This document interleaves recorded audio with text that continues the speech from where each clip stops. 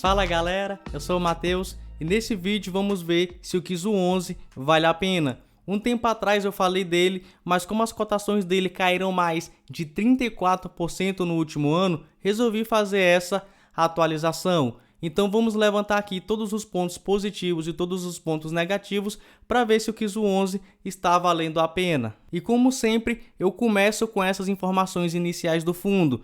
Ele é administrado pela BRL Trust, particularmente eu gosto dessa instituição, é gerido pela Clima Recursos e tem como público-alvo investidores em geral. Então qualquer pessoa pode comprar cotas aqui do Kizu 11. Ele teve seu início em 8 de outubro de 2020, mas começou a ser negociado em bolsa apenas no dia 15 de janeiro de 2021. Ou seja, ele tem um pouco mais aí de um ano de existência. Então já dá para a gente analisar aí um pequeno histórico dele. E ele tem, como qualquer outro fundo imobiliário, taxas, né? No caso, temos aqui uma taxa de administração de 0,6% ao ano. E ele não tem taxa de performance e não tem prazo para acabar. E após esses dados iniciais, que por enquanto está bem tranquilo, vamos levantar aqui todos os pontos, questão de liquidez, questão de preço sobre valor patrimonial para ver se ele está com algum desconto, questão de dividendos e até mesmo do portfólio do fundo para a gente entender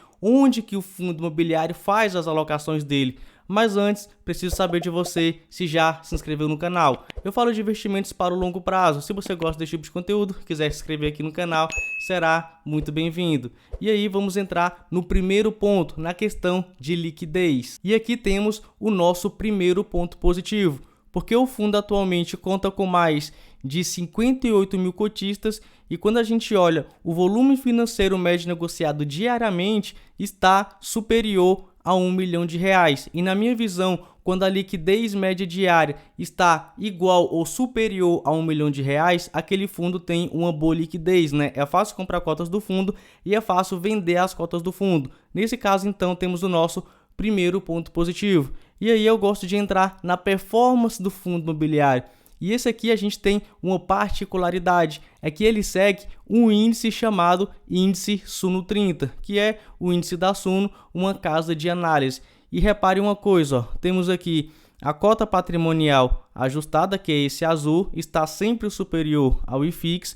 Temos aqui o IFIX, que é esse cinza que está aí, e um pouco acima dele, pode ver que quase o tempo inteiro o Suno 30, né, que é esse índice da Suno, ficou acima do IFIX. E na minha visão, para um fundo ser bom, ele tem que ao menos superar o IFIX, né, que é essa carteira teórica de fundos imobiliários. E aqui, como a gente está vendo, o Suno 30 superando o IFIX, mesmo com a taxa de administração, o fundo aqui, né, o Kizu 11, tende também a superar o IFIX. E para quem está curioso para saber qual é a composição do Suno 30, olha só o que a gente tem entre aqui dentro do site da Suno, e aqui eles falam que tem, para o fundo imobiliário fazer parte do Suno 30, ele precisa cumprir algumas características, como por exemplo, fazer parte do IFIX, que é o índice oficial de fundos imobiliários aqui no Brasil. O fundo não pode ser um fundo de fundo, né, que compra cotas de outros fundos imobiliários. O fundo também não pode ser um fundo monoativo, ou seja, ter apenas um ativo ou um imóvel aqui ou algo do tipo. E o fundo deverá ter pago um dividend yield maior que zero nos últimos 12 meses. E aí tem mais algumas regrinhas, mas em tese esse índice aqui é revisto de 3 em 3 meses. No caso temos aqui no último dia útil dos meses de março, junho, setembro e dezembro. Se você quiser ler isso aqui, fica tranquilo que eu vou deixar esse link aqui na descrição. E aqui você consegue ver toda a composição do Suno 30, que são os fundos imobiliários que o Kizu 11 pode investir. Então, como ele tende aqui a ficar superior ao IFIX, temos aqui o nosso segundo ponto positivo. E por enquanto está tranquilo, esse fundo imobiliário tem uma taxa de administração tranquila, tem aí dois pontos positivos, né? É fácil comprar cotas do fundo, é fácil vender e ele tende a ser superior ao IFIX, né? Tem uma performance superior ao IFIX. Vamos entrar então dentro do portfólio dele para a gente saber quantos fundos imobiliários que ele tem em carteira e quais fundos imobiliários que ele tem em carteira, porque não adianta nada ter 100 fundos imobiliários em carteira e 99 serem ruins, né? Vamos ver aqui então se o Kizu 11 tem um bom portfólio. E indo direto ao ponto, olha só a classe de ativos que o fundo imobiliário possui participação. 93,8% em cotas de outros fundos imobiliários, afinal ele foi feito para isso, né, comprar cotas de outros fundos imobiliários, e ele tem 6,2% em renda fixa que ele pode utilizar para comprar aí cotas de outros fundos imobiliários ou aumentar as posições aí nos que ele já possui. E um detalhe importante que particularmente eu gosto dessa estratégia, temos aqui 35,3% em fundos imobiliários de papel, como por exemplo CRIs. É uma classe de fundos imobiliários, vamos dizer assim, um pouco mais arriscada, né? Porque mexe aí com dívidas imobiliárias, e para balancear esse risco, temos aqui 20,2% em fundos imobiliários de galpões, né, no setor aí de logística, que geralmente aí é o mais seguro, né, tende a ser o mais seguro de fundos imobiliários. Então dá esse contrabalanceamento de risco e retorno. E o restante bem distribuído em bancário, varejo, shopping, híbrido, lares corporativos, educacional e esse aqui de liquidez, que é a renda fixa dele, né, 6,2%. Vamos então dar uma olhada nos fundos imobiliários que ele possui participação, que são aqueles fundos imobiliários que a gente viu, tá lá dentro do índice Suno 30. São todos esses que você está vendo aqui do lado, ó. Tem aí vários fundos imobiliários de vários segmentos, como a gente acabou de ver, e 6,2% aí na renda fixa. Tem aí cerca de 30 fundos imobiliários. Eu dei uma olhada nesses fundos imobiliários, particularmente falando, a maioria eu gostei, são bons fundos imobiliários. E entrando nas partes mais recentes do QIS 11, temos aqui o seguinte: nos últimos 12 meses ele distribuiu cerca de 79 centavos, o que dá um dividend yield de 10,80%, o que não é nada mal para um fundo imobiliário que é fundo de fundo. E corroborando, né, algumas informações, temos aqui que ele realmente tem uma excelente liquidez. Olha só isso aqui, ó, mais de 389 mil negociações diárias. Cara, é muito fácil você comprar ou vender as cotas do QIS 11. Ele tem um bom dividend yield, um patrimônio líquido beirando aí os 413 milhões de reais e seu valor patrimonial por cota está em R$ 9,34. Mas, na data que eu estou gravando esse vídeo, ele está sendo negociado a R$ 7,37. E quando a gente divide o valor que ele está sendo negociado pelo valor patrimonial, temos aí um preço sobre o valor patrimonial de 0,79. Explicando de forma bem rápida, quando isso aqui está abaixo de 1, quer dizer que o fundo imobiliário está com desconto referente aí ao seu valor patrimonial. Quando está 1, quer dizer que está basicamente aí num preço justo, ou seja, o valor que ele está sendo negociado está igual ou bem próximo ao valor patrimonial. E aqui quando está acima de 1, quer dizer que está mais caro. Nesse caso está mais barato do que o seu valor patrimonial, e aqui temos um desconto de 21%. E agora que já sabemos todos os dados mais relevantes do QIS 11, vou levantar aqui para você todos os pontos positivos e todos os pontos negativos para ver se o QIS 11 é um bom fundo imobiliário.